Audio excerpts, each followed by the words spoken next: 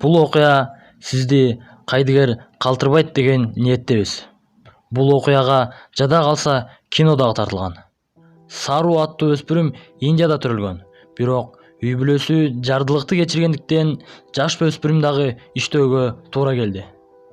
4 жаштагы Сару агасы Гуддуга поезддин вагондорун тазалашып жардам берип иштечү. Бир күнү күндөгүдөй эле ага ини жумушка жөнөшөт. Агасы Сару инисин вагондо күтүп туруусун суранат. Сару көз илинип уктап кетет. Бирок агасы ошол бойдон келген жок. Сару көзүн ачкан убакта кыймылдаган поезд менен кайда баратканы белгисиз эле. Бир станциядан токтоп түшүп, адашкан балага эч бир жан көңүл бурган жок. Сару кайсыл жерден аты жөнүн жада калса окуй да жаза алчу эмес. Бир убакта бир киши аны байкап балдарга жардам берчү уюмуна алып барат. Ал жерден баланын кайсыл жерден кимдин баласы экенин таба албай коюшат да баланы тоголок жетимдешет. Көп убакыт өтпөй ал баланы Австралиядан багып алууга жубайлар чыгат. Баланы алып кетишет. Саруга түшкө кирбеген окуя болду.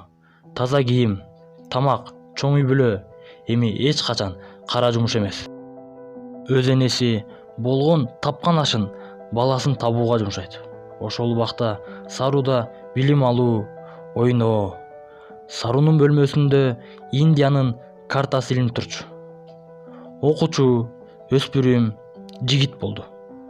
Бирок Саруда баары бир өз үй бүлөсү эмне болду, кантип экен деген ойдон алыстай албай издей берет. Акыры эсте элес булас калган жерлерди тапты. Ошол убак Сару мекенине учуп жөнөйт. Кичи мекенине 25 жылдан кийин энесин жолуктурат. Энеси үчүн бул сөз менен жеткиргис окуя болду. Мындан 25 жыл мурун энеси бир эмес, 2 баласын жоготуптур.